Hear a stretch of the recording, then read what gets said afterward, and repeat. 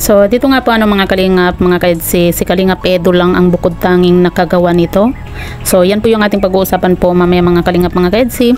Pero bago po natin ipagpatuloy ang video ito sa mga bago pa lang po sa ating munting channel, huwag po natin kalimutang suportahan ang naman ng Kalingap Kuya Val Santos Matubang at Kalingap Rab. At paunawa panoorin po muna ang full video bago mag-comment para malaman ang nilalaman nito. So dito nga po mga kalingap, mga kaedsi, pag-uusapan lang po natin yung patungkol nga po sa ating naging thumbnail na si Kalingap Edu lang ang bukod tanging nakagawa nito. Alam naman po natin mga kalingap, mga kaedsi, na itong si Kalingap Edu ay talagang grabe yung pagka-loyal po niya sa Kalingap nga po. Lalong-lalo na po dito kay Kalingap Rab, diba? Kaya naman maging itong si Kuya Bal nga po mga kalingap, mga kaedsi, talagang sobra po niyang hinahangaan po itong si Kalingap Edu. Bukod sa hindi po ito nag-BTS noon pa man, 'di ba? Hinangaan din po ni Kuya Val nga po itong si Kalingap Edu sa pagiging matulungin nito.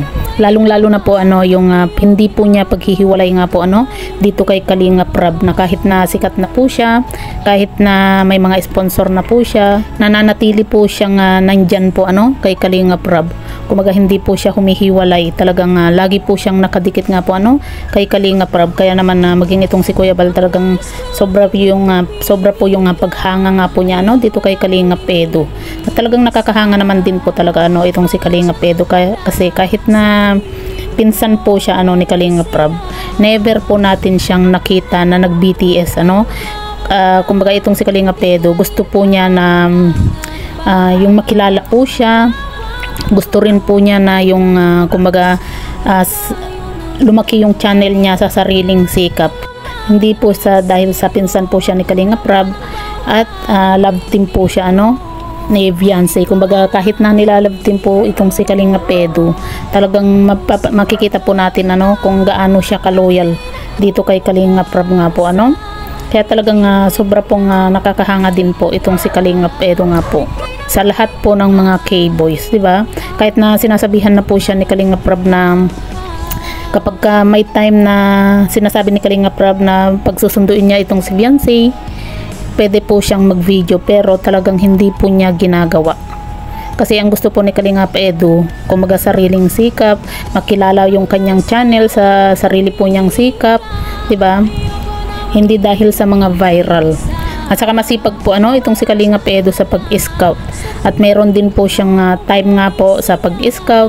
Meron din po siyang time talaga dito kay Kalingap Rab sa tuwing may mga teleserye, 'di ba? Sa mga shooting, kumaga talagang binibigyan po ni Kalingap Edu nga po ng oras yung teleserye nga po na ginagawa po nila Kalingap Rab nga po At ang talagang hinahangaan po ni Kuya Bal dito kay Kalingap Edu nga po mga kalingap, mga kaedsi, yung kahit na sikat na po itong si Kalingap Edu, kumbaga noon pa man daw po sinabi na po ni Kalingap Edu, kumbaga hindi po binali ni Kalingap Edu yung sinabi niya noon dito kay Kuya Val na kahit na sumikat po siya, lumaki yung kanyang channel, magkaroon po siya ng maraming sponsor, hindi po siya hihiwalay dito kay Kalingap Rab.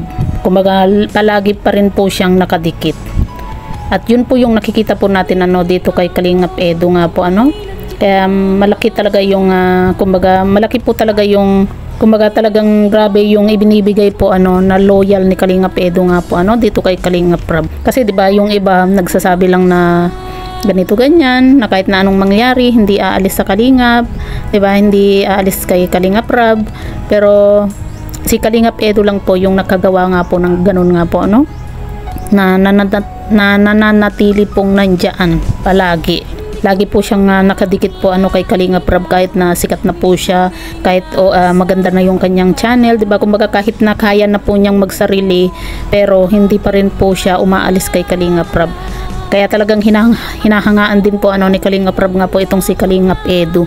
Kita nyo na lang din po, 'di ba, nung sinabi ni Kalingap Rab nga po napagawan po ng bahay itong si Kalingap Edu, kasi matagal na po niyang staff itong si Kalingap Edu, pero tumanggi po siya kasi ang gusto din po ni Kalingap Edu, unahin po ni Kalingap Rab yung mga mas nangangailangan pa, kagaya na lang po ni Kalingap Ian na mas kailangan po niya ng sariling bahay dahil nga po sa meron na po itong asawa. Kaya talagang grabe no, nakakabilib po itong si Kalingap Edo nga po ano. So yan po mga kalingap mga kaidsi, ano po yung masasabi nga po ninyo patungkol po dito, i-comment nyo lang po sa ibaba at babasahin po natin isa-isa.